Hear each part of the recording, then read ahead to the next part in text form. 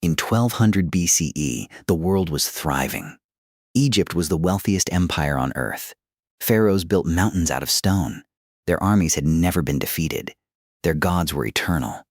To the north, the Hittites controlled an empire stretching from modern Turkey to Syria. They were the only power that had ever fought Egypt to a standstill. When these two civilizations went to war, the shockwaves were felt across the entire known world. Mycenaean Greece was booming. Palace cities dotted the coastline. Mycenae, Tiryns, Pylos. Merchant ships crossed the Aegean carrying copper, tin, wine, and grain.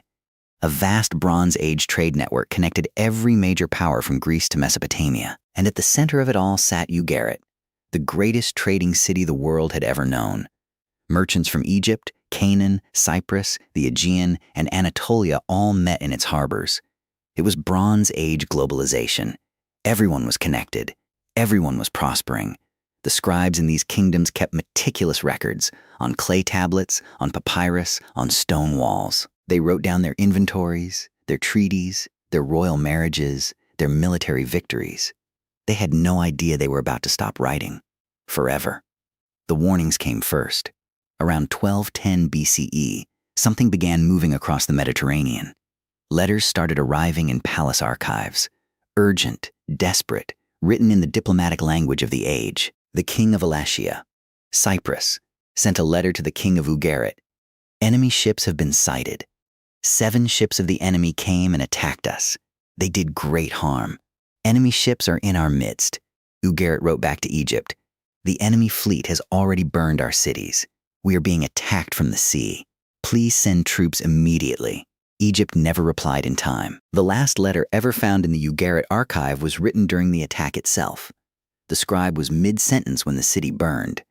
Archaeologists found it still in the kiln where it was being fired, preserved by the very flames that destroyed everything around it. It read, "The enemy is attacking us. We cannot leave.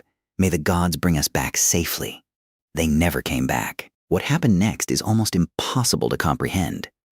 Within the span of roughly 50 years, one human lifetime, nearly every major civilization in the Eastern Mediterranean ceased to exist. The Hittite Empire, which had controlled Anatolia for 500 years, collapsed completely. Its capital city Hattusa was burned to the ground. Not conquered, erased. The entire ruling class vanished. The Hittite language, which scribes had been writing for centuries, was never written again. Mycenaean Greece fell next. Palace after palace burned. Mycenae, Tiryns, Pylos, Medea. The Linear B writing system, which had recorded Greek civilization's trade, religion, and government, simply stopped. The Greeks would not write again for 400 years. Historians call this the Greek Dark Ages. City-states across the Levant, Alalach, Megiddo, Hazor, Lachish, were burned and abandoned. Cyprus was devastated. Trade networks that had operated for centuries disintegrated overnight.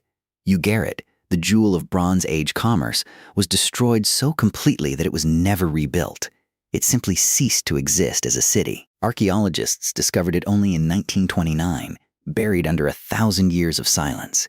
The entire Bronze Age, its technology, its writing systems, its trade networks, its palace economies, collapsed within a single generation. So who did this?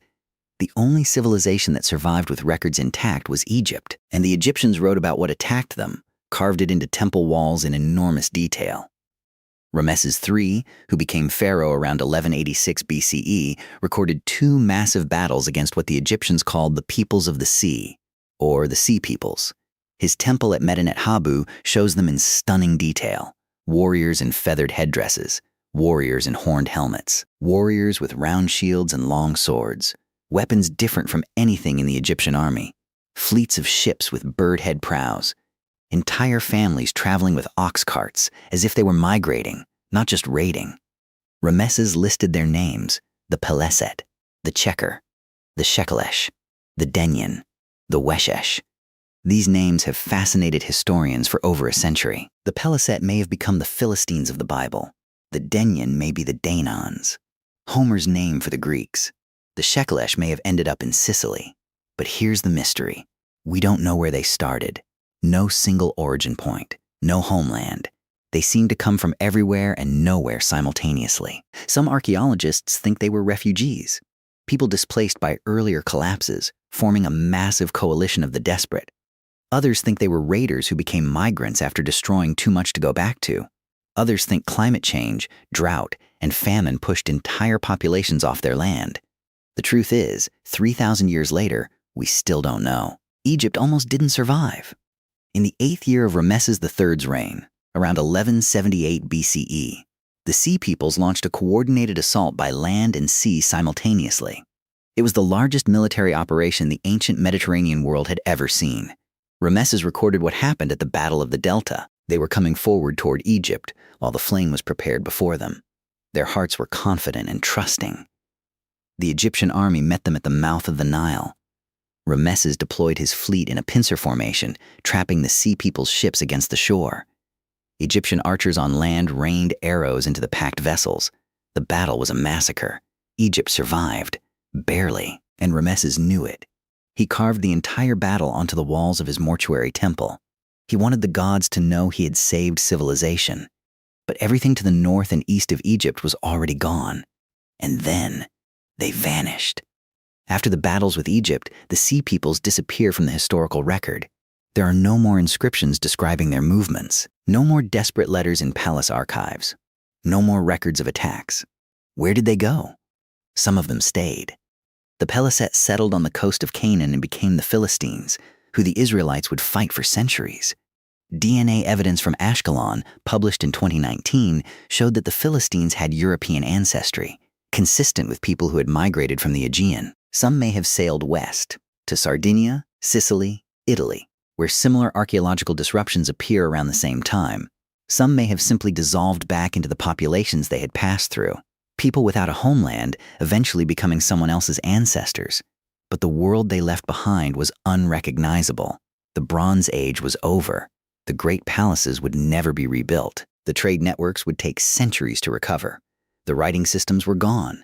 The knowledge of how to make certain things, complex bronze alloys, purple dye formulas, architectural techniques, was simply lost. Historians estimate the Eastern Mediterranean population may have dropped by as much as 50% within a century. We have been trying to solve this mystery for over 3,000 years. The ancient Greeks had a vague memory of it. They called it the return of the Heraclidae, a mythological account of migrations and upheavals that dimly recalled the chaos of 1200 BCE. Modern archaeology has found the burned cities, the emergency letters, the abandoned palaces, the skeletons of people who died with no one to bury them. But we still don't know who the Sea Peoples were. We don't know exactly where they came from. We don't know if they caused the Bronze Age collapse or if they were just the final wave of a collapse already in motion. The most honest answer, after more than a century of archaeology, is this: something went catastrophically wrong at the end of the Bronze Age.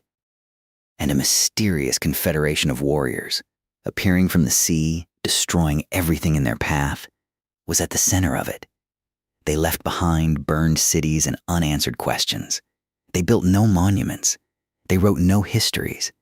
They left almost no trace of where they came from. They appeared. They destroyed. They vanished. And 3,000 years later, we still don't know who they